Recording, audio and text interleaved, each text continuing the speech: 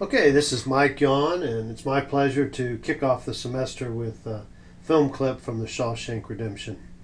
Shawshank Redemption is a movie that many of you have probably seen before, and what we're going to watch right now is a scene from about halfway through the film. It takes place on the rooftop of the Shawshank prison. So what we see in front of us is an unhappy correctional officer. He's unhappy because he's inherited quite a bit of money, but will have to pay the taxes on it.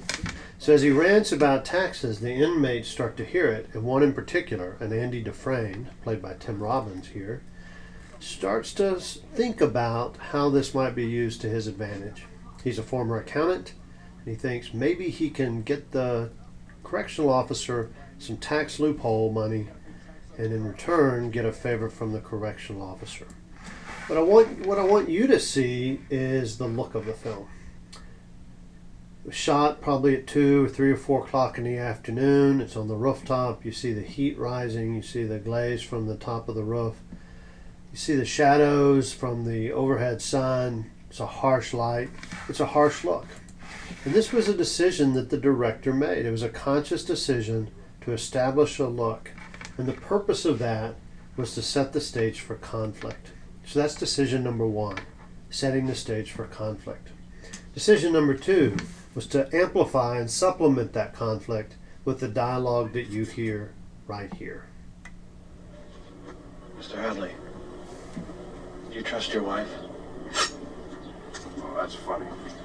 You're gonna look funnier sucking my dick with no teeth. What I mean is, do you think she'd go behind your back, try to hamstring you? That's it. Step aside, Mert. This fucker's having himself an accident. You know, push. Well, that's pretty salty language for the beginning of the semester, but what I think it illustrates is the 2 tools that the director has used thus far. It's the look and the sound. And again, he's created conflict. We feel it, and because we feel it, we understand it better, even if we don't know why we understand it. And what the director is about to do is amplify it further, and this time he's going to do so by changing the angle of the camera. So what we see is a high overhead shot looking down at the 2 characters. We see the peril that Andy Dufresne is in. We know he will die if he is pushed off. And this kind of scene is shown, or this kind of angle is shown in many films. And pretty much no matter what the context, it's going to leave the viewer feeling that the characters are no longer in control of their fate. They have been robbed of free will. And that's certainly appropriate here. What I also hope you see, what I hope you take from these larger points that I'm making is that filmmaking has its own grammar. It can be editing, which we haven't talked about, or it can be the look, which we have, the camera angle, the dialogue. In some respects, it's a visual tool. It's a visual storytelling technique. And we certainly see that from this director, Frank Darabont. He's borrowed a page from the directors from the 1920s of the silent films. He's letting the camera tell the story. And unlike a book or a play where dialogue is absolutely crucial, it doesn't have to be crucial in a movie. The camera tells a story. So here we can see, even without hearing the dialogue, we can see that Tim Robbins is bargaining. He's bargaining for his life, but he's also bargaining for an advantage. He can give the correctional officer the advantage. He can find a tax loophole to get him some money. But he wants something in return. Not just him, but his friends, here led by Morgan Freeman. He wants something for them as well.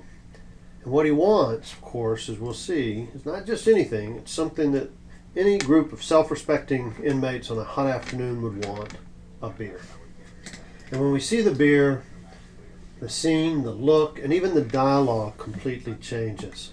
49, wound up sitting in a row at 10 o'clock in the morning, drinking icy cold Bohemia-style beer, courtesy of the hardest screw that ever walked a turn at Shawshank State Prison. Rather than the harsh, argumentative sounds of the correctional officer and Tim Robbins, we hear Morgan Freeman's soothing voice. But the look of the film has changed as well. Instead of the harsh lighting, there's a soft glow. It's an amber glow of sunset. And this was probably achieved through a filter on the lens, a diffusion filter, and also probably an amber filter to change the color. We particularly see that here. There's a sheen on the inmates. There is an amber or maybe an orange or a reddish glow on them. We feel the warmth that they feel. There's also a greater egalitarianism between the inmates and the correctional officers. It's something we haven't seen throughout the film to this point, and certainly not in this clip. And I think that this scene illustrates what I hope that you will see throughout the semester. You can take a good film, or maybe it's not a film you love, but you can watch it with a different eye. And I hope that it will be a critical eye, one that critiques the film, but also an appreciative eye to see the craftsmanship behind the movies. I'm looking forward to the semester, and I hope that you enjoy the films that we watch and the material that we learn.